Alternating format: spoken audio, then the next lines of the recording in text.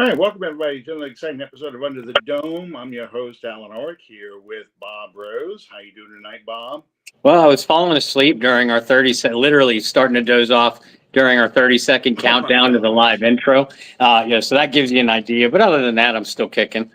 Oh man, I thought I fell asleep fast.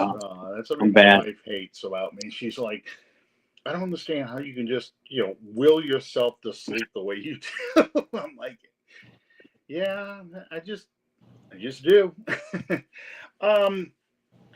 So the Saints snapped their 7-game losing streak. Darren Rizzi clearly gave the Saints a jolt in what he was doing. I mean, he was emotional. He was animated in the sidelines.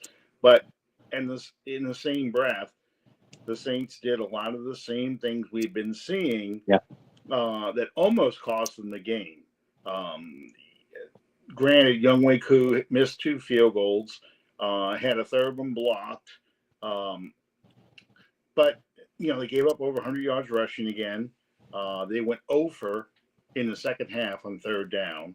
Alvin Kamara drops a wide open touchdown that would have sealed the game. So we had to sweat out the final, 2 minutes of the game. The first time we thought we got it was because Tyrann Mathieu goes ahead and picks you off, which was a great read. I loved everything that did. Chase Young gets that sack fumble that really put them behind the 8 ball. But, Alvin dropping a pass that 9 times out of 10 he catches and walks in the end zone. It just felt like, this is the 2024 Saints for you. They're just going to find ways to lose games that they really should win. What was your impression of the game? How do you feel about this game? Well, first of all, I had the same thoughts that you did about that, that Kamara drop. I loved the play call, and I loved everything about the execution. Carr threw a perfect pass. Protection was there. Everything was executed perfectly for that situation, except for Kamara catching the ball. And at that point, I literally sat back in my chair and I'm like, okay, here's what's going to happen. Atlanta's going to drive, now has plenty of time to drive the ball. They'll get the score that they need to go ahead. And then Carr will throw a bad interception to end the game. And thankfully I was wrong. Because, and I said this with Jordy Hultberg this morning, for the most part, this was like, for you DC comic fanatics, from like the 70s and into the early 80s. The Darren Rizzi Saints were like the bizarro Dennis Allen Saints. First of all, Darren promised us that we would see a team that fought, a team that played hard, and a team that was entertaining to watch. Those were 3 things that we have not seen, for the most part, out of Dennis Allen Saints for 2.5 years. And I think all 3 of those boxes were checked off. A lot of the Dennis Allen Saints teams were about fourth quarter defensive breakdowns. Instead, these Saints made the plays necessary in the fourth quarter to win the game. Gambling and aggressive play calling. We saw that. We just talked about Kamara's long drop. Playing. Having said that, there's still a lot of things the Saints have to clean up. The penalties. You mentioned Koo's 3 missed field goals. That still wouldn't have put Atlanta in a position to win the game if it weren't for Taysom Hill. Now, it was an awful holding call. It was a bullshit holding call. But Taysom Hill and that long touchdown reception on the first offensive play of the game. And then later on in the drive, the Saints missing, failing to convert a 4th down inside the Falcons 10. It's those kind of things. Going over on 3rd down conversions. Being absolutely helpless against the run, was the Saints defense. So, make no mistake. the Saints earned this win, but this was also an overrated fraud of a Falcons team. So there's a lot of things that New Orleans needs to clean up. But if you're looking for a passionate team, if you're looking for a team that's going to play hard, then I think Darren Rizzi's first game as coach gives you an A to A+ rating in my book. Yeah, I agree with you. I think the Falcons are a fraud. I think they are winning those one-score games. This is one of the first ones they've lost, I think, this season, and they are doing that by other teams making mistakes and then taking advantage of it. One of the things that kind of surprised me a bit was them going away from Bijan Robinson as much as they did. Especially they started running a lot in the second half, but in the first half, going away from as much as they did, I felt like they decided to run too late. And when Cousins had the time and he could stand there and pick his targets, it seemed like he was off a little bit. I don't know if it was good coverage with a banged up secondary. I mean, you had Amadi and Jean Charles out there, doing lockdown, I guess, on the receivers. Yeah. And Will Harris is a welcome return too. God, yeah. He looked a lot better out there. We're gonna get McCoy back this week. So I think that'll help the running game a little bit. But I mean, it just seemed like the Falcons offense could never really get anything going consistently. He would get a big play and then they would start misfiring, and there's a lot of people that are trashing Carr. I got to stop looking at Twitter while I'm watching a game because, every incompletion is this Carr's trash, Carr's garbage, Carr's this. I mean, Carr and Cousins are mirror images of one another. Yeah. So when you're watching Cousins, you're really watching Derek Carr with a healthier team, and a little bit better targets. Yeah. Especially at tight end. Juwan Johnson's disappearing act, it gets so frustrating to watch. Which, when you get Van Scott, I'm going to butcher this dude's name, Valdez Scantling out there catching 110, 120 yards, 3 catches. That was just amazing. I think even the Falcons are surprised. Like, this dude is actually running around out here and catching these passes. Didn't he get cut from the Chiefs because he couldn't catch passes? Got cut from the Chiefs, got cut from the Bills. I mean, he's bounced around the league for a reason. And I'm like you. I don't get the criticism of Carr this past week. The people that were criticizing him, a good bulk of them are going to hate him no matter what he does. Yeah. The other percentage really needs to watch the game through a different set of eyes. I saw a Derek Carr that was much sharper than what he was against the Chargers. Healthier too. Definitely healthier. He throws the best deep ball of any player on that team. Which is why Valdez Scantling was able to make plays. And I counted 5 or 6 of Carr's incompletions that were blatant throwaways. And what that told me was that him and Kubiak, Derek and probably more so Kubiak, had the mindset going into this game that, a lot of these plays are going to be set up for you make one read, it's not there. You go to your second read, it's not there. And then you throw the ball away. We're going to live to fight another down rather than get behind the sticks. With the receiving core that they had, you can't possibly expect him to wait back there and wait for Mason Tipton or Kevin Austin, who had a couple nice plays. You can't wait for those guys to get open. If the play design doesn't get them open right away, then they ain't going to get open for you. That's just fact. Yeah. I just felt that, with, like you said, with those receivers, they're not getting the separation from these cornerbacks. The reason why Valdez Scantling disappeared in the second half is because they moved A.J. Terrell on him. And I don't have much respect for AJ Terrell, but No. he's good enough to shut down a guy like him. Mm-hmm. You know, if he was going against Chris Olave or going even against Rashid Shaheed, he's not shutting that guy down. But he's good enough to beat a journeyman receiver like Valdez Scantling. And the other guys are just basically undrafted free agents, mm-hmm. you know, and two of them, well, one of them, that was his first game that he was playing in. And the other one, you know, you're waiting for him to develop. You can see there's some promise to him, but he's, you know, he's about 2 or 3 years away from developing into something.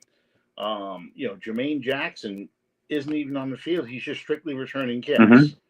You know, and then your tight ends, they're not really good receivers. Juwan Johnson is a oversized receiver, but he's an undrafted guy. Yeah, he's an oversized number 5 receiver. Yeah, exactly. And Kevin Morrow is just basically a blocking guy who can catch passes. So you look at the targets Derek Carr is throwing to, and there really aren't many good targets for him to throw to. So, you know, I take a lot of the criticism of Derek Carr. Well, there's two kinds of people that are criticizing. Number one, the people who want anybody else because he makes too much money. Yeah, the ABCs. Anybody else but him because he's got a big contract and he's not Drew Brees. And then you got the people who are upset that the Saints didn't keep the guy who we're going to face next week, Jameis Winston. And for some reason, they have a love affair of Jameis Winston, which I've never understood because Winston is the guy we used to make fun of when he was the quarterback of the Tampa Bay Buccaneers. So I just don't get that loyalty. You know, he's not Cam Newton, who at least was a league MVP and took a team to a Super Bowl. I mean, Winston never went to a playoff game. You know, he never did anything of note as a Buck quarterback. Yeah, he was number 1 overall pick, but so was, you know, Jamarcus Russell. Jamarcus Russell, Bryce Young, you know, this year, Caleb Williams, you know, I just never saw it. And the fact that he came from a division rival makes it even harder for me to really embrace him at all. I root for Jameis Winston, the person. This is a person, a guy that grew up a lot from being a punk at Florida State. I can understand why people, you know, he seems to be a great teammate, well loved in the locker room. Mm-hmm. You have to love his passion. And I know you read the article that I wrote about him earlier today. You know, he's always teased you with the ability to tear a defense apart. But then in the very same quarter or the very same half, he's going to make a mistake that puts your team in position to lose. He's always been. That's why we call you and I call it the Jameis experience, because it's a roller coaster ride, you know, from week to week, quarter to quarter, sometimes drive to drive. And you know, at this point, 8-9 years into his career, nothing has ever changed. I know they talk about his vision. You know, he had LASIK surgery and things like that, but that wasn't the reason for the interceptions because Drew Brees didn't even see half the receivers he was throwing to. He's throwing to spots on the field. It's about understanding where a receiver is supposed to be in a play based on timing. You're releasing the ball before the receiver most of the time makes his break. You're not staring the guy down to make a throw because you stare somebody down, it's going to get jumped. And that happened to Kirk Cousins with the interception by Tyrann Mathieu. He stared down the receiver, and Mathieu just jumped on it because he could see where he was going with it. You can't do that in the NFL. You have to look the other way. So you really are throwing blind. Yeah. Because your job is to manipulate the safety with your eyes. Your job is to distribute the ball in a way that makes it so the defense doesn't know where you're going to go with it. Drew Brees was a master at it. A lot of people aren't. I just find, and I get the idea too that people don't like what happened to Jameis here because of Dennis Allen, and they blame Dennis Allen for that. They felt like he got cheated out of an opportunity to do something with the Saints. But my counter to that is Allen coached against this guy. He watched this guy play. He just gained defenses against him. He ran the same defense almost the entire game. One of the last games, he was the Bucs quarterback because he couldn't break it. Yeah, Jameis couldn't figure it out. And I think that's the one where he got like 4. That was out of the 30 for 30 season, but I think he got like 3 or 4 interceptions out of that game. Yeah, because he ran the same coverages. So, Allen knew him pretty well and knew that this guy isn't going to be the guy that's going to carry my team. It's going to be a guy, I don't want to live the experience. Right. And all that's true. And plus Dennis Allen, love him or hate him, every head coach should have the opportunity to pick their own personnel and particularly choose their own quarterback. And I will agree that it sucked that Jameis didn't get a shot, a fair shot. But that's life in the business world, and the NFL is a business. Dennis Allen handled it like a gutless prick. There's no question about that. But he certainly had the right, Dennis Allen did, to make the decisions that he did. Yeah. I get that too, but to me, Jameis was on a short leash anyway because he went after Deshaun Watson. As soon as he was named head coach, the first thing he's going after is Deshaun Watson. Thank God we dodged that bullet. Right. But, and I understood that thinking because I had no idea how bad Watson was as a quarterback. I looked at the two, and I'm like, well, okay, Watson brought him to a playoff game. If Watson didn't have Bill O'Brien as a head coach, he probably makes it to the AFC Championship game. So that's a young quarterback in his prime that's probably going to take a team to the next level. So I understood we're going to put the off the field stuff to the side for me. I'm just talking about the player, not the person. So I understood Allen's interest in Allen's desire to get him. And then what happens the next offseason? He immediately goes after Derek Carr. And I'm sure they talked about trading for Aaron Rodgers. I'm sure they talked about some other quarterbacks out there, but it was clear that Winston was not going to be his guy. He just never said it, and I think that's probably the gutless part of it. He never just made a clean break and said, I don't want this guy as my quarterback. Yeah. Winston got the short end of the stick on a couple of seasons he was here too. The knee injury against the Bucs, the back injury against the Falcons, which was the Winston experience. For 3 quarters, he was horrible. Right. And the 4th quarter, after he injures his back, he breaks his back. He goes out there and throws 2 touchdowns and pulls the game out. That's the Jameis Winston experience. How do you think? First of all, I think he'd be warmly welcomed back in the Dome because I do think the fans like him because they like his personality over, say, Derek Carr's personality. He's funny, he entertains people, and I think his teammates love him because he's funny and entertaining, but I don't think they view him as a leader, which is why I don't think that they really feel like, we got screwed by not keeping him. I think they just felt like, no, he was a good teammate, and I liked having him in the locker room because he was funny. But how do you feel that, Winston's going to be playing this game? I agree with you that I think the Superdome crowd, there's going to be far more cheers, than boos or jeers, for Winston as he should deserve. But as far as the player, we've been sitting here talking about it all night, and we talked about we talked about it when he was the Saints quarterback, or at least on the Saints roster, for 3 years. You're not going to see a different player than what we've seen for 5 years in Tampa Bay, 4 years with New Orleans, and 3 games with Cleveland. He's probably going to throw a ball, that is intercepted or should be intercepted by the Saints defense 3 or 4 different plays.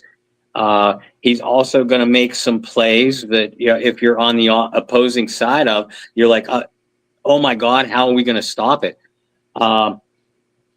What you do, the key is for Winston, to beating Winston, is when he does go through those mini hot streaks in a game, try to contain it the best you can. Try to do damage control. And when he does throw you a ball, and you wrote about this, when he does throw you a ball, a 50-50 ball, or a ball your defense can convert, or hold on to the ball for those infuriating 5, 7, 9 seconds that he tries to, you have to make the plays.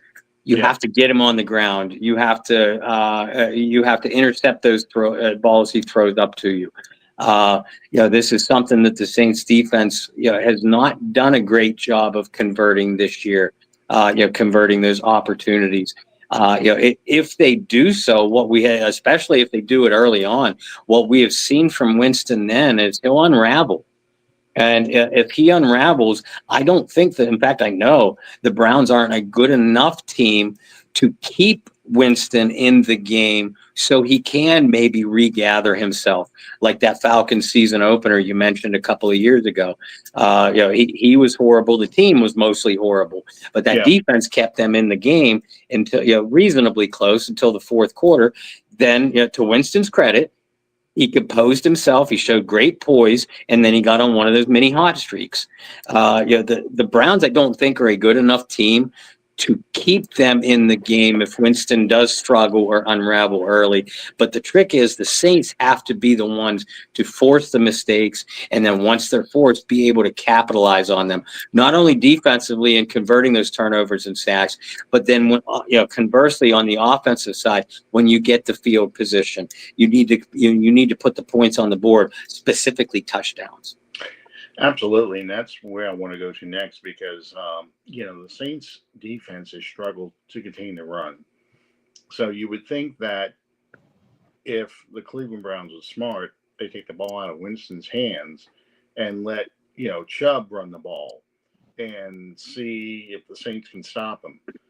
And I don't think that they will be able to, because it's one of the most disappointing parts of the Saints season. I got 2 words for you: Sean Tucker. We need to stop there. Yeah, I mean, it's so frustrating that they cannot stop the run, and it starts with the defensive line. The defensive line does not hold the runners in.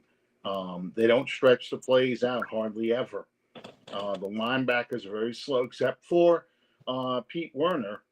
The linebacker is very slow in reacting to running plays, and you can see that.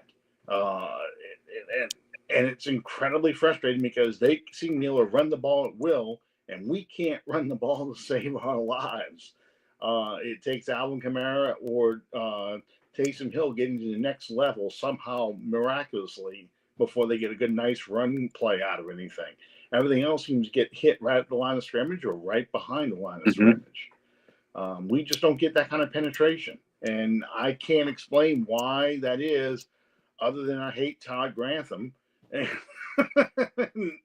I think he's ruining Brian Brzee. Yeah. I'm so glad they kicked him upstairs. Yeah. But Nathan Shepard is regressed considerably. I just don't see anything out of, and I love the guy. He's another player I think it's incredibly entertaining. I'd love to have him on a podcast, but number 50, Saunders, Kalen Saunders is just, he has no impact in the game. Nope. He doesn't push the pocket. He doesn't contain the run. He's a wide body, so you would think he's a run gap Right. stop plug. He's not even pushing people out the way so the linebackers can make a play. He's just somebody who gets bowled over. Mm-hmm. And it's frustrating as anything because that's a guy I really, really like, and I really, really want him to play well, but he just doesn't. You're seeing Peyton Turner out there a lot. Yeah. Chase Young finally had a sack strip fumble, and was one of the biggest plays of the game. But Chase Young's a tease too because he's a guy that just seems to lack that closing burst. He gets so close, but can't bring down the quarterback. Thank God we had a glimmer of old Cam Jordan coming back for the big sack. And that was just a straight bull rush. That wasn't speed or anything. And some people say, well, the offensive lineman was tripping. Yeah, he was, but Cam still finished the job for him, just ran him right over. So, I mean, to me, that's part of why the Saints are 3-7 is the defensive line's inability to shut down the run anymore. The defensive line's inability to contain people in the pocket. And then once you contain them, then you turn your pass rush loose, get those blitzes going, get things in there where we're getting to the quarterback, we're putting down. Even if he just gets the ball off, he's still going down hard. It just doesn't seem like it's happening anymore. And I don't know if anything's going to hold this team back. It's that stuff. Yeah. And look, we have plenty of time to talk. We're going to have a long off season to talk about team needs and break down every single position. But listen, I mean, and I agree. Grantham, and we both said it at the time. Grantham was a horrible choice for coach. Of this defensive line, but you talk about hey, we know the Saints need interior offensive linemen, no questioning that. The Saints are going to go into another offseason needing a tight end. Whether they ignore that again or not remains to be seen. They need more depth at receiver. Most, probably 50-50 of the Saints Nation population want a new quarterback or think they need a new quarterback. Then you look at the back end. I mean, what's going to happen in cornerback? Now that you dealt Marshawn Lattimore and you may not be able to sign Paulson and Debo, you could use some depth there. They definitely need a safety. Front seven is a huge need. Brissy is a player, and I think he'll bounce back.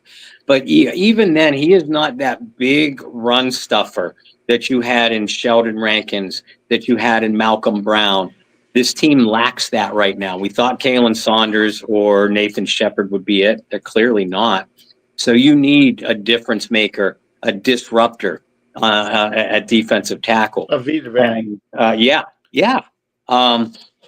Then you look at the outside. Chase Young, probably gone. Cam Jordan, even if he doesn't retire, he's a spot player at best. And Carl Granderson, you and I have said this many times. Carl Granderson's a nice player.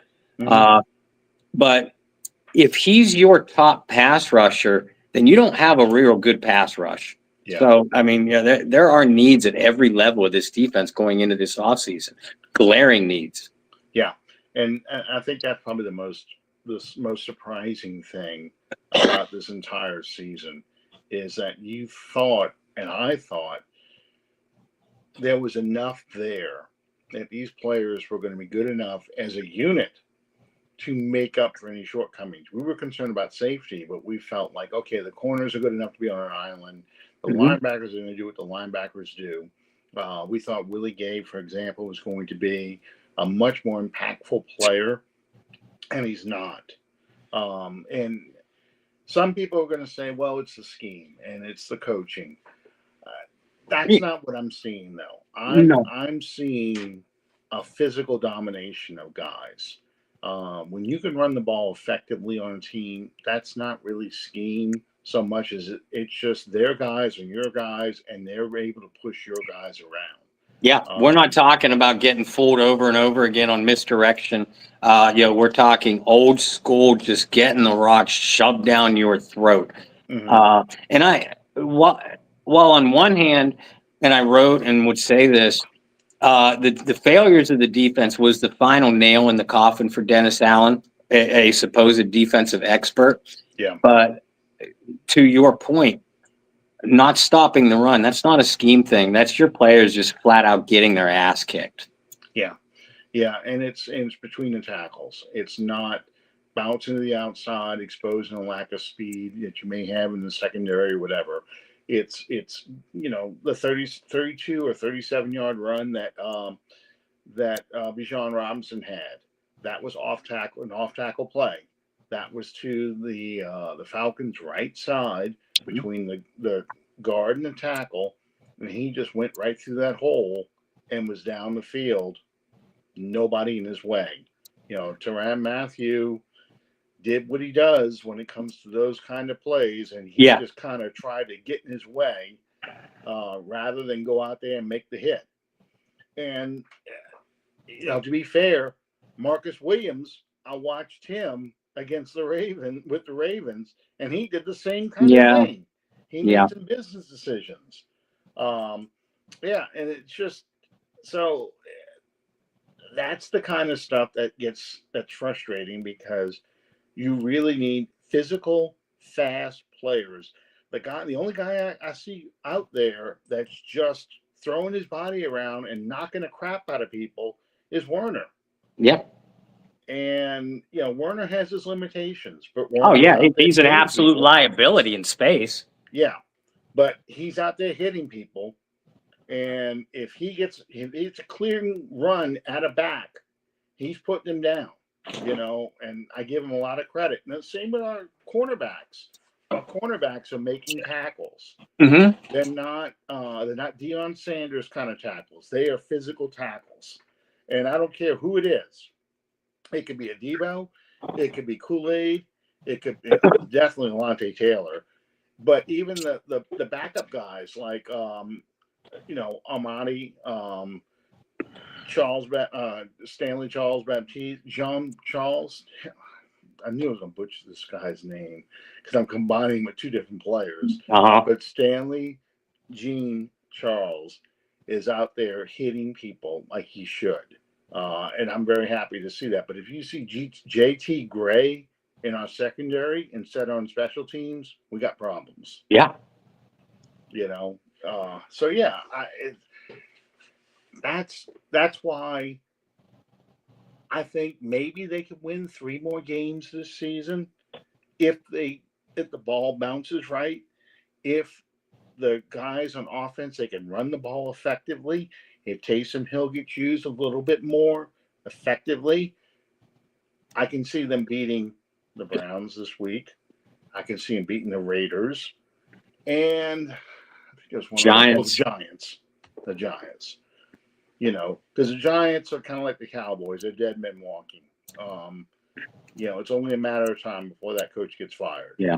And those of you that hate Derek Carr, imagine if we had Daniel Jones on the team. A far, far worse quarterback. Yeah, and that's what you and I have been telling people all year. You could have Daniel Jones, you could have Deshaun Watson, you could have Sam Darnold. We could go. Geno Smith, has turned back into Geno Smith. Mm-hmm. Trevor Lawrence. I don't know what the F is up with him. Aaron Rodgers, who I always thought was overrated anyway.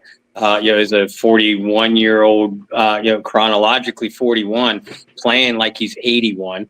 You could have that. Russell Wilson. It has been effective, but the Steelers have been limiting what they're asking him to do. Eventually, he's going to turn back into an old Russell Wilson. You look at the Colts quarterback situation; it's a mess. Raiders quarterback situation. Go ahead. Jared Goff, who leads the best offense in the league right now, threw 5 interceptions against the Texans. If Derek Carr threw 5 interceptions in a game, they would have fans waiting outside the stadium. Yeah. even if they won the game, they were still waiting outside the stadium for him. So yeah, quarterback play is abysmal. The Chiefs are a 9-0 team. People calling them frauds, and the officials' favorite team. But Patrick Mahomes is hardly having a good season. No, he makes some bad throws right now, which we've seen him do before. He's going through these slumps, and to me, it seems like, I don't know the best way to put this, but it's like they're kind of going through the motions of playing the regular season. Yeah. And it's like they're waiting for the calendar to turn. And when it gets to be Christmas time and then January, suddenly the Chiefs are going to like the Chiefs. That's just how I feel, Yeah, kind of like the old Magic Johnson Lakers were. And I was a Larry Bird Celtics guy, but I respected and feared the Lakers. The Lakers were just on cruise control until the final 2 weeks of the season. And then they became the Lakers to grab a high 2 seed or a 1 seed in the playoffs. They'd roll through the Western Conference and into the finals where they'd have their showdown against the Celtics. That's kind of what the Chiefs are, because Patrick Mahomes, even if he's playing poorly, he isn't like the other quarterbacks that we just talked about. Patrick Mahomes and Andy Reid are going to figure things out in the fourth quarter. It. Right. So I would still take that combination over just about anybody else in the league. Well, a really smart kid one time on an airliner told Kareem Abdul-Jabbar that he just kind of drags and doesn't, has season tickets. He knows. Kind of drags his way through a game, except during the playoffs. He doesn't really try. Doesn't even go down the court. Kareem took a little exception to it, but the kid was right. That's got to be one of my favorite scenes in that movie. Yeah. And that movie's full of great stuff, but that's probably one of my favorites. Yeah, and we'll talk about your favorite quarterback right now, Aaron Rodgers. The Saints fire Dennis Allen. They win their first game. I don't think the Jets have won a game since they fired their head coach. Oh, no. Remember, they beat, I think it was the Texans last week, but whoever it was an upset. Yes. And then all of a sudden, the national media starts talking about, well, here come the Jets. The Jets are 3-7. What do you mean, here come the Jets? And, I want to strangle the TV scheduler, because whose idea was it to put the Jets on so many damn games? How many times are we going to have to show that the Jets are not the team that you think they're going to be? They're just not.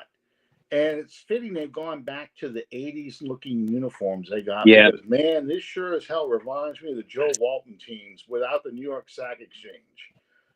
Because the defense is not very good. No. And they've got Nathaniel freaking Hackett as the offensive coordinator. You thought Pete Carmichael was bad? This guy's a moron. Yeah. And Sean Payton rightly called him out. And he got his revenge. He got to beat the Broncos and Sean Payton. But Sean Payton was still right. I'm sorry. He's a hack. And you've got, speaking of running games, if I could get that kid Hall from the Jets and put him on this team, yeah, I'd be very happy with that. Because I want to talk about Alvin Kamara now, but Kamara really does well with a boom to go with his zoom. You think about with Latavius Murray, with Mark Ingram, just how effective they were running the football, because Kamara was such a change of pace back. Yeah. Fans get mad because, man, we seem to keep running Kamara right in the middle of the line. Yeah, but who else you got to do it? Right. We broke Taysom trying to do it with him. Right. So you just don't have anybody. Jamal Williams has, if you need a yard, he'll get you a yard. You need 3 yards, he'll get you a yard. And Mims tries, but there's only so much he can do. He's a poor man's kind of a poor man's Traveris Cadet. That's exactly who he reminds me of when he plays. Yeah. So, talking about needs again, running back. They need a running back in the worst way. If this team had a Derrick Henry, they'd be a scary team. They could overcome a lot with a Derrick Henry, but Derrick Henry's a guy. He's got to square his shoulders up and get some momentum going. You stretch him out, he's going to get you. But if he can get that corner, he's gone. It's the closest I've seen to an Earl Campbell type of back. Yeah. He's not Earl size though. Earl had speed and power. He's got a lot of power. He's got a little bit of speed, but Earl was a lot faster than people remember. But yeah, Aaron Rodgers is the most overrated player ever.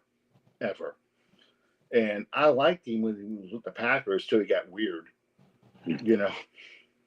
I'm talking about at his prime with the Packers, when he would just pull games out of his butt with these Hail Mary throws and just these incredible throws.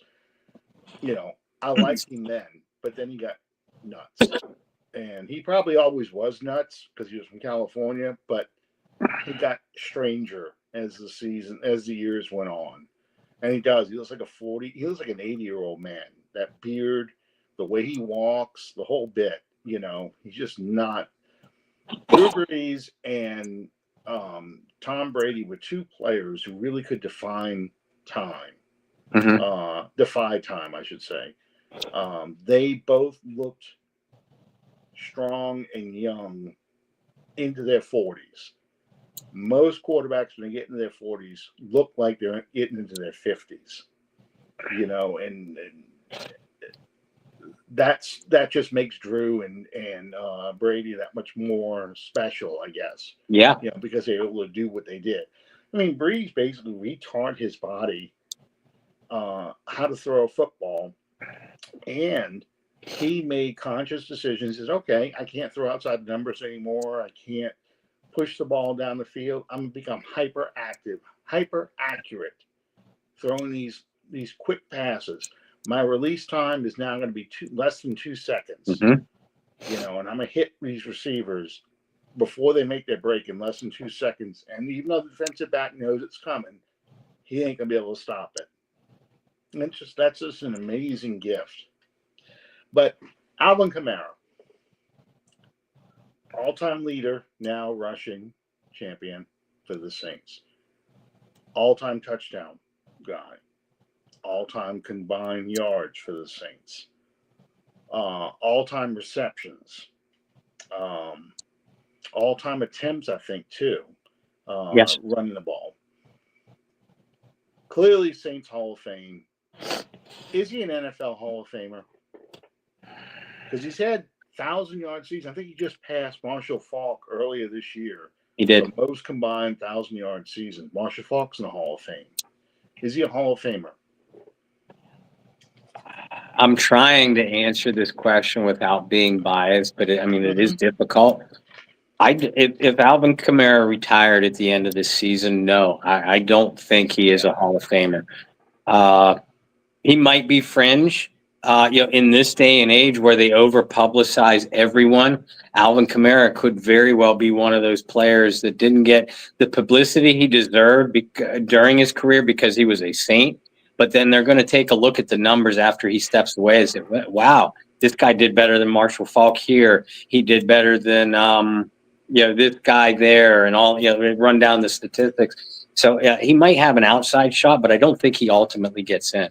I'll put it this: if he does get in, then you better damn well put Roger Craig in, who I believe Roger Craig deserves to be in anyway.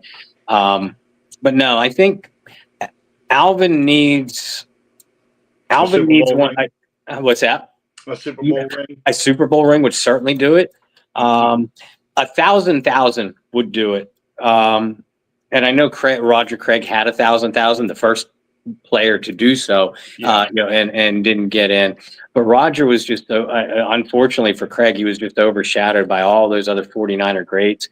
If Alvin does it, say this year, And I think he has quite a bit of receiving to make up for to do it. But, say he does it this year or next year, there's not a lot of talent around him. Nobody is going to sit back and say, well, yeah, but I mean, defenses were paying so much attention to Derek Carr or Taysom Hill or Jawan Johnson that Kamara had it easy. No, if Kamara puts up a double grand, in a year or two, with so little talent around him and trying to rebuild an offense, I think then the world better and certainly should take notice. But honestly, and it pains me to say this because I think Alvin is a once in a generational type of talent. A couple of his years were wasted, and as a result, I think he just misses the Hall of Fame. Yeah, I think what happened to him in 2021, 2022 with the injuries, that set him back. That set him way back. I think he was on that trend by 2020. He, a 6-touchdown game on Christmas Day. He was on that path to being a Hall of Fame player. And then the injuries started. And once those injuries started, that kind of set him back.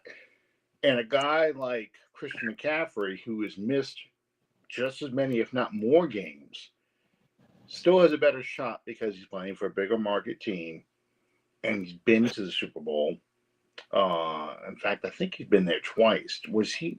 No, he wasn't. He wasn't with Carolina yet. No. I think you're right.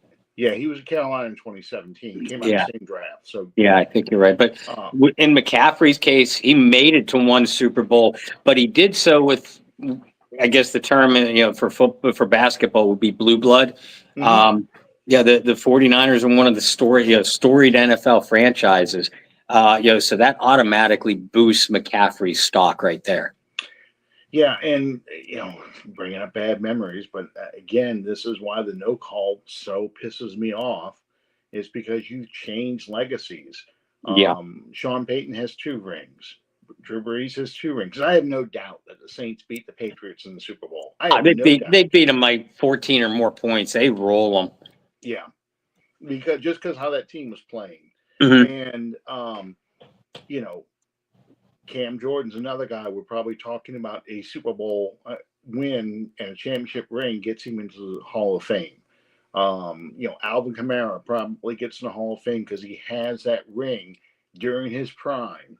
His second year in the league, he's winning the Super Bowl. And no doubt he scores in that Super Bowl. So, Sean Payton gets 2 rings. Brees has 2 rings. Sadly now, Brees is in the Brady Manning conversation every single time. We don't have to hear about Aaron Rodgers.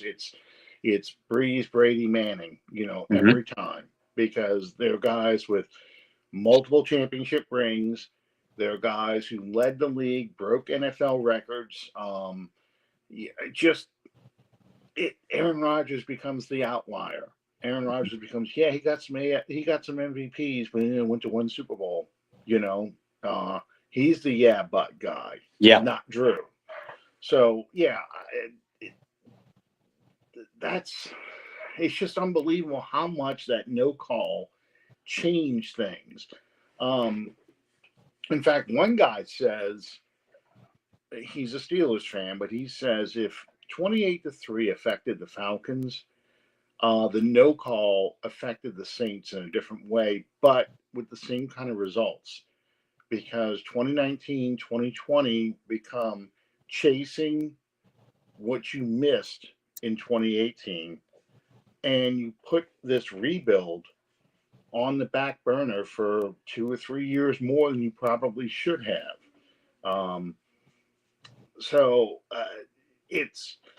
I can accept that point of view. In fact, I think he's right for the most part. Mm-hmm. Although you won a lot of games in 2019, 2020, that you probably don't win if you start a rebuild in 2019 with a Super Bowl trophy in the background, it's a little bit harder for me to accept that, but I can see the logic behind that. Mm-hmm. My big thing is I really hate it for the players who Yeah. deserve to be in the Hall of Fame, and I think Alvin Kamara deserves to be in the Hall of Fame. But I'm like you, he doesn't have that championship ring. He doesn't have the playoff wins behind him. So he's a guy that is a great player, but probably not going to get recognized in the NFL for it. But I still think he is probably the best back the Saints have ever had. Yeah. And I wouldn't have said that a couple of years ago.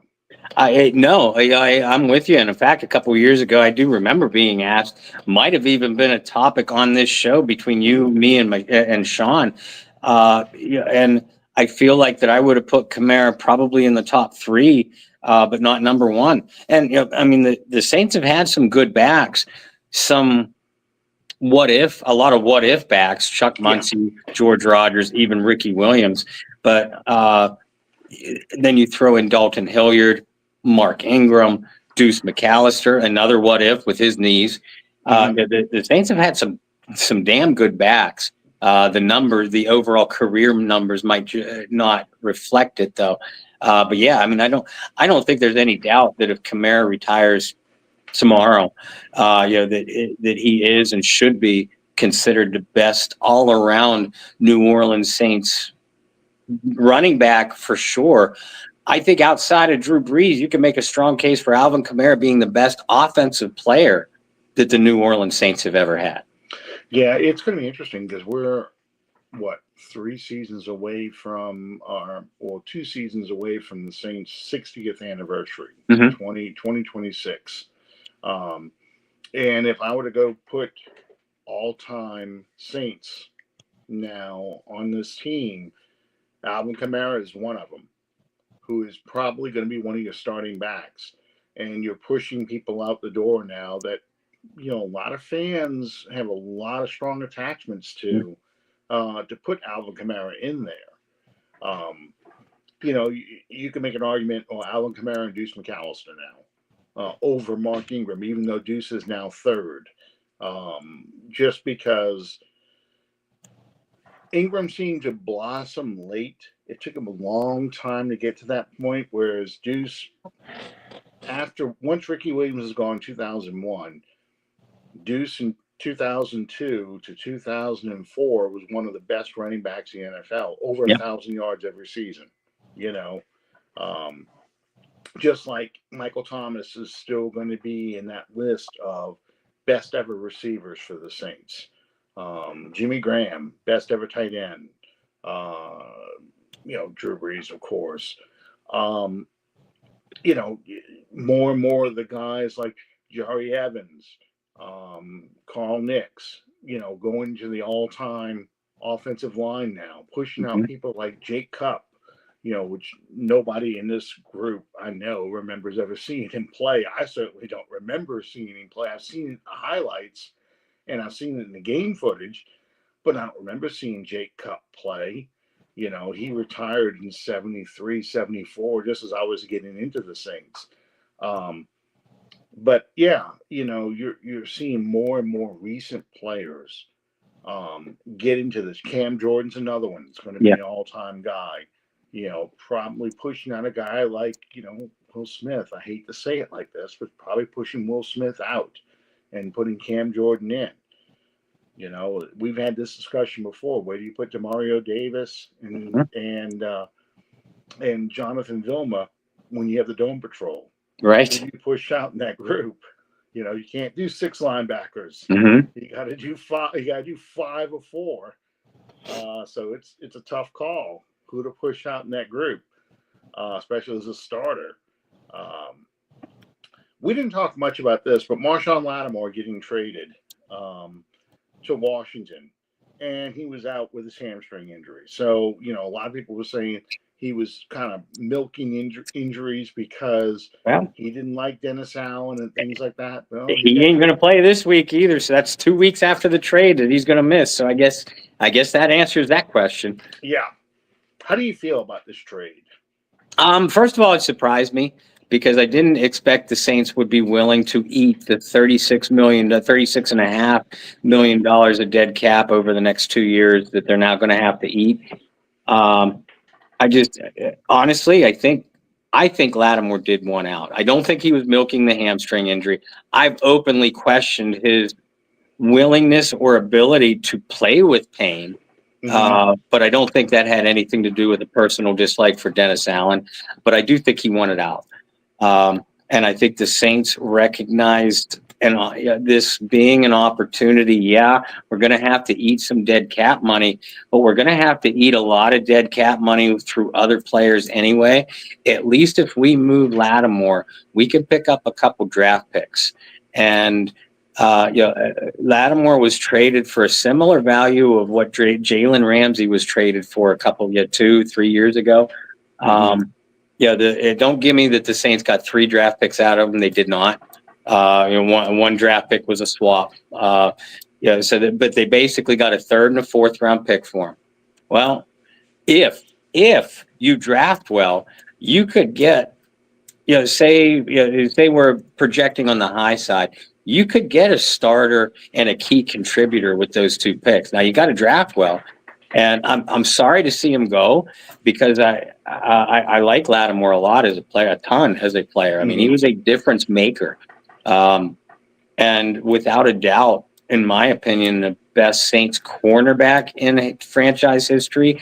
And I think you can make a strong case for the best defensive back overall. Yeah. Yeah, and that's the hard part, because I do feel that Lattimore is the best defensive back in Saints history, even over, interception leaders like, Dave Waymer and Tommy Myers and Sammy Knight, just because he was a shutdown corner. When he was focused and dialed in and healthy, yes, he was a shutdown corner. He was the guy who shut down one half of the field. Julio Jones never caught anything against him. The battles against Mike Evans were legendary. But I felt too often, and we criticized him many, many times on this show, when he felt like the guy he was playing against wasn't that special, he kind of sleepwalked his way through some stuff. Yeah. And ended up getting beaten by what I consider lesser receivers. But that doesn't just diminish his accomplishments, especially in 2017, 2018. I thought that was some peak Lattimore play. Yeah. Even in going into 2019, I thought once the injury started piling up, though, he was not as effective as he used to be. And I agree. It was time to trade him, not because he didn't fit into your plans, but because you need picks. And if the Saints lose out the rest of the games and somehow end up back in the top 5, I think they're number 9 now in the draft. But they end up in the top 5 or even top 3, because they won't be the number 1 overall pick. They've won too many games, and there's too many bad teams. Yeah. I'm sorry, it's just the way it goes. But yeah, if the Saints have a top 5 pick, I'm thinking about trading back, because I want more players. We just sat here tonight talking about the front 7 of the defense. Exactly. We need guys, skill position players on offense. We need interior offensive linemen. You need a lot of guys. So I'm all about, if you're in a top 3 pick, don't take that quarterback. Let somebody else go after Shadir Sanders or one of them clowns. Trade back, accumulate more picks. Wait till next year. You're going to have to keep Carr anyway. Yeah. There's no getting around this. I've argued with people on the internet till I'm blue in the face. Yes, you can cut him or trade him away.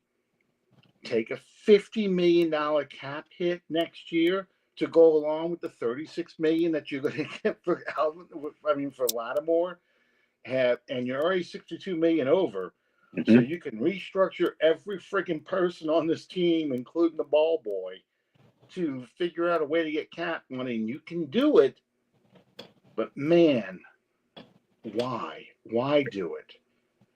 Just extend him another year, go to the bank of Carr, restructure, get a quarterback next year, Figure out a way to make the contract so that you can jettison Carr after 2025 then. And you'll have a couple ghost years. But man, just you can't eat $80 million worth of cap next year and be able to function and put a team together. Because now you're talking about extending guys like Cam, Taysom. You just restructured Kamara. So DeMario, you're going to have to extend these guys. And we want to push them out the door already. Yeah. And we're not even counting the money that we might get if when Ramczyk retires, but he's still going to be a cap liability. So that's money added, and that's including the $62 million that we're over. But that you got to stick with him. So I don't want a quarterback in this draft. I want bodies. I want lots of picks. I don't think there's anybody, and the way you talked about it, you sounded like you agree. I don't see anybody that would be worth me taking a top 10 pick on, let alone a top 5 or a top 3. And with everybody overdrafting quarterbacks, that's what's going to happen. That a lot of these guys are going to get drafted way higher than what they should. So I agree with you. Don't make that mistake. Not when you don't have, say a Cam Ward or Shedeur Sanders or a Dylan Gabriel, say they turn out to be players, and they could be. Mm-hmm. You don't have a team to put around them right now.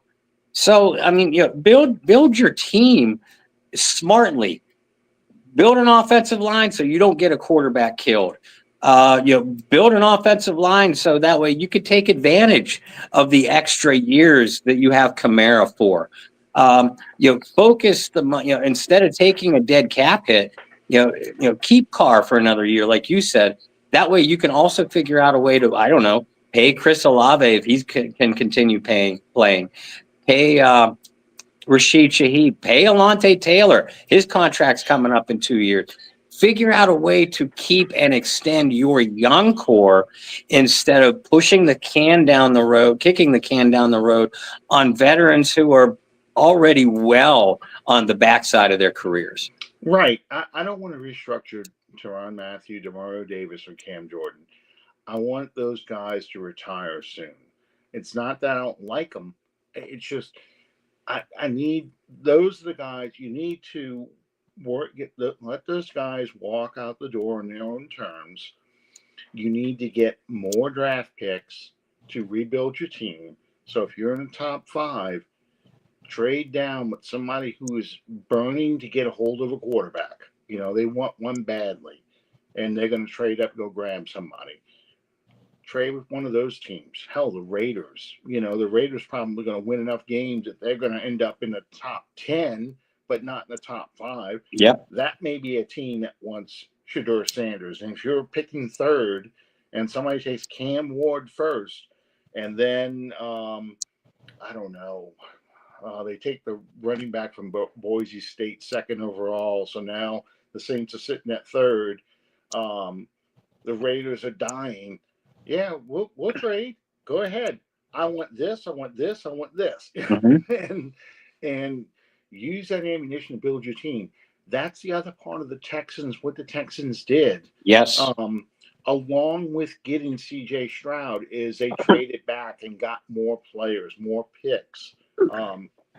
So they were able to build a better team. So C.J. Stroud was in a much more successful position than a guy like Bryce Young with Carolina, which is basically what would happen if you just go ahead and take a quarterback. If you're picking in the top, you're going to be taking a Bryce Young kind of guy and throwing him out in the Wolves and letting get the crap beat out of him. And people will be saying he's a bust, he's terrible, right. We made a mistake, we should have done this, we should have done that, because everybody has 20/20 hindsight when it comes to the draft.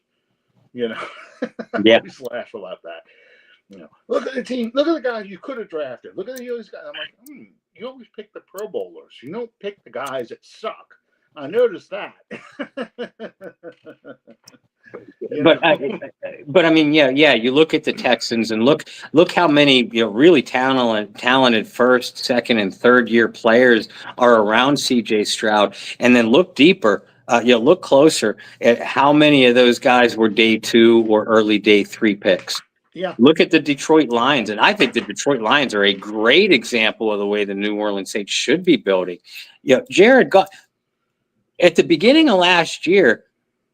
Who would have put Jared Goff heads and shoulders above Derek Carr? We would have considered Jared Goff in the same hat conversation as Carr, Cousins, Darnold, Daniel Jones, old Aaron Rodgers, all those guys. The reason why, and Jared Goff has played very well for the most part. Mm-hmm. But look at the players around him. They're all second, third, fourth year players, and not all of them are high first round picks. A lot of them are later first round when the Lions traded back, second round, third round, or early day 3 picks. That's the way the Detroit Lions have built their team. Well, and going back to Alvin Kamara and Marshawn Lattimore, the effectiveness of that draft, I've said this over and over and over again, but you had 6 picks in the top 100 players of that draft. That was the difference. If I can get 8 picks, 10 picks in the top 100 of a draft, I'm doing extremely well. I am putting my team on the fast track for being rebuilt. So when you go to make a decision to trade Marshawn Lattimore, what the Saints got in return isn't nearly as important as who they're going to get in return. Who are the players you're going to draft with those picks? If you can draft impact players, and doesn't even have to be a cornerback, just impact players in those positions, you are a much better team. You're talking about Jared Goff a second ago. The funny thing about Goff was we all were talking about Goff in terms of he's an idiot. Exactly. He's a bust. He needs training wheels. What did Sean Payton say before the 2018 playoff game? Make as much noise as you can before the 20-second clock hits to the final 10, because that's McVay talking to him, telling him what he's going to have to see. Yeah. So he knows where to go with the ball, so you'll make it hard for him to hear.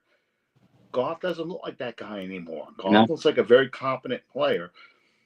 And he's in a system full of playmakers that make his job so much easier. Yeah, and the best offensive line in the league, too. Yes, they built a great offensive line. They nailed the picks they needed to nail. They got Aiden Hutchinson, who, if he was healthy, would be as a game wrecker.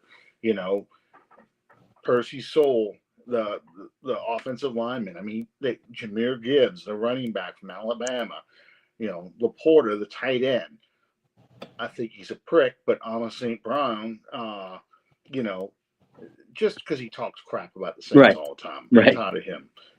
But I mean, you got studs at every position in the offense to make Jared Goff a good quarterback. So when he throws 5 interceptions, it's not the end of the world. They were able to come back and win. It's, to me, that's the secret to building a team, and that comes with draft picks. That comes with having more picks, high round picks. That's the only way this team is going to get better. Yeah, it has to come to the draft, and you have to draft well and hit those picks. And that's when we were talking before the show about Rizzi. That's why I feel like no matter what he does, the Saints still need to look outside the organization and redo the entire organization, because that's the only way this team's going to get better. I don't think they can get better with the same people. No, Loomis. Right. I think, and I like Rizzi. I know we both do. And I think he brings exactly what this team needs right now. But I also believe that anything short of an improbable run to a division title, and they're not out of it. Just we're also not going to waste our breath by talking too much about it. But unless we're looking at an improbable run to a division title, and then an even more improbable playoff run, where I'm not saying Super Bowl, but win a game or two, then Rizzi should get interviewed for sure. But him, Aaron Glenn, who I think is a fantastic coach and will get a deserved shot somewhere. Joe Brady, for you LSU fans, Lombardi, they'll all be interviewed by the Saints, and they're all good coaches. But I think it's time to go outside of the Sean Payton family, and that's what this basically all is. Yeah. Bring in, and maybe you get it right, maybe you don't. You've said this several times. Maybe you get the next Sean Payton, with an assistant somewhere who's never been a head coach before. Then again, maybe you get the next Nathaniel Hackett or Josh McDouchebag. You don't know. That's the risk that you take with the step that the Saints are about to take. But you need a reset here. You put yourself in a position where you can't blow everything up, because you frankly have too much money tied up in just throwing these players to the curb, because you have to field a team somehow. But you have to hit the reset button where you can, and the coaching staff and a clean sweep of it is one of the ways that that you can do it. And I've always said that the culture is really the players and the coach. Sean Payton and Drew Brees were the culture. Now you can say that our philosophy as a team is to always be competitive and competing for championships and things like that. That's fine. But Payton was the one that set the standard and held people to his standard. And anyone trying to do what Payton did just sounds like a substitute teacher imitating Sean Payton. Yeah. They're not the original thinker that Sean Payton is. And Drew Brees acted as a reinforcement. He was the classroom leader, if you want to use that school analogy again. And he was the guy who held everyone accountable as the leader of that team. And people respected him because he's Drew Brees. We know he gives us a shot to win every week. All we have to do is follow him, and he's going to give us a shot to win. And he's that kind of player. Yep. You don't have that. And I'll throw this out there, and then I got to hop off because my vision's actually getting blurry now. That's fine. I didn't mean to keep you on this. Oh no, that's okay. I know you were a great admirer and still are a great admirer of the Pittsburgh Steelers. I think the Pittsburgh Steelers is a great model of this, and whether you love it or hate it, there's a term called the Steeler way. Yeah, and that's hard-nosed football, aggressive, hard-hitting defenses. I know they've had some great wide receivers over the years, but it's known for beating people up on both sides of the ball, not beating yourself, and just a level and a standard of play. Well, Chuck Noll established that along with a boatload of Hall of Famers. Well, when Chuck Noll retired, they didn't hire one of his assistants. They brought in from outside, Bill Cowher. Now, Bill Cowher was that same sort of mindset that Noll had, but that wasn't in the Noll tree. When Bill Cowher, and we know the type of Bill Cowher established a baseline, and had his team playing at or near championship level, certainly competitive football every year. When Bill Cowher retired, they didn't hire from Bill Cowher's staff. They brought in a guy from the outside, Mike Tomlin. Now again, Mike Tomlin, that same kind of basic mentality. A player's Cowher, Noll not so much, but Cowher, Tomlin were players, coaches. All three guys had a no-nonsense philosophy. This is the way we're going to win. This is the standard that we're going to set. And the football on the field was often similar. But the differences between them guys, you didn't pull a Joe Green off of Noll's staff, or a Dom Capers off of Cowher's staff, or a Mike Mularkey off of Tomlin's staff. They all went outside the order. Now, the Steelers ownership and front office, they knew what kind of guy they were looking for, but they didn't limit themselves. They did not limit themselves. And I think that's what the kind of thing that the Saints should model themselves after here. And I'm glad you brought that up because that's exactly right. They had a mindset of the kind of coach they want for this team, and they went out and found coaches who were like that. And those coaches reinforce that same mindset, strong defense, power running game. We might do some tricky stuff with the passing game, and we'll try and throw the ball around a lot. But the steal away was always strong defense, power running game.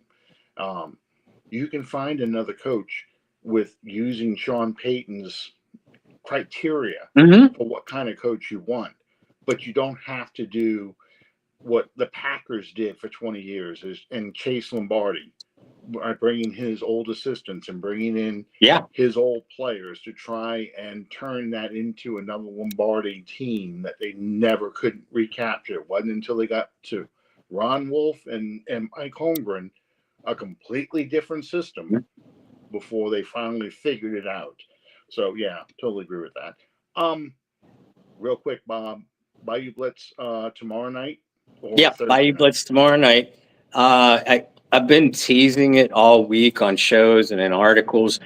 I'll make the official announcement today, though. As you know, and as a lot of you guys watching tonight also watch the Bayou Blitz know, Brendan and I have been proudly part of the promotion for the annual Go Black and Gold celebrity charity fan cruise. We've had last week, we had Courtney Roby on. Great interview, by the way. We've had Tyrone Hughes, we've had Delvin Bro. Well, tomorrow we have Mr. Lance Moore on with us. Great. I am so looking forward to that. Lance and I have texted quite a few times in the last couple of weeks. We couldn't match up with his schedule. He couldn't match up with our schedule. Well, tomorrow, knock on wood, barring anything weird, Brendan and I are going to have Lance Moore on. And it's my understanding, and this I know it's a big one, but I don't know if it's going to be officially made. Lance has an announcement of his own that he's going to be making on the Bayou Blitz too. So, obviously we're looking really forward to reminiscing with him, getting his thoughts on the pulse of the team, and then obviously talking about the cruise and his experiences on that. So, I can't wait for this one. Yeah, Lance was a reporter briefly for New Orleans television stations talking about the Saints and things. So he has a good insight on stuff. He's still my favorite meme. Joined the Falcons, lasted a day, and decided to retire. He's like, I'd rather retire than put that crap on. I had to needle Courtney about that a little bit because he and Lance are still really close. Because Courtney was one of those Saints that he left New Orleans and he ended his career with Atlanta. Courtney played. He played sparingly in that last season, but I started to bring it up to him. I said, Lance was smart enough to retire. Why weren't you? And he stopped me. He would not answer the question, but he was laughing hard. I'm sure he was. Joe Horn, Morton Anderson, Bobby Hebert. It seems like we were giving the Falcons a pipeline of our former players. You want to be us. That's what you want. You want to be us. Craig Hayward. Craig Hayward, another one. You're trying to find our players to help, and you got two of them right now. You got Caden Ellis and you got Anyamata on your team. Yeah, you got Ellis, you got Anyamata. You needed the Saints assistant general manager to help make it go. You stole Fontenot. Yeah, they want to be us. They want to be us so badly. So check out the Bayou Blitz tomorrow, Thursday night, right? No, tomorrow night. Tomorrow night. See Lance Moore.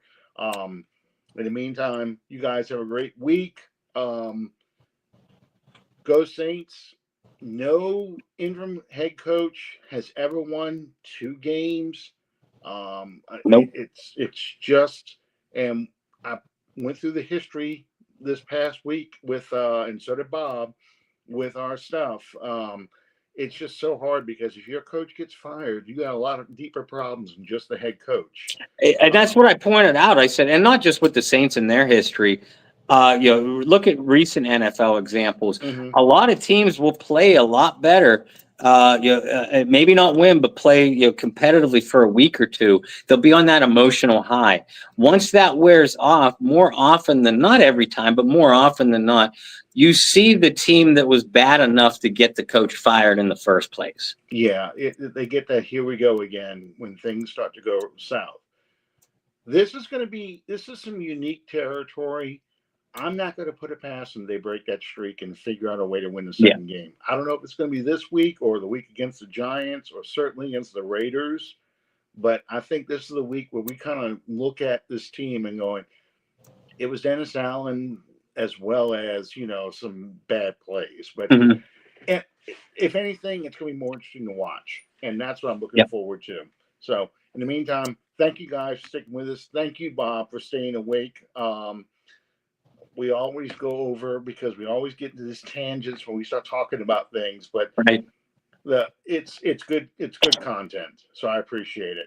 Thank you, Bob. Thank you, everybody, for sticking with us. We'll see you next time in Under the Dome. Good night, everybody. Good night, all.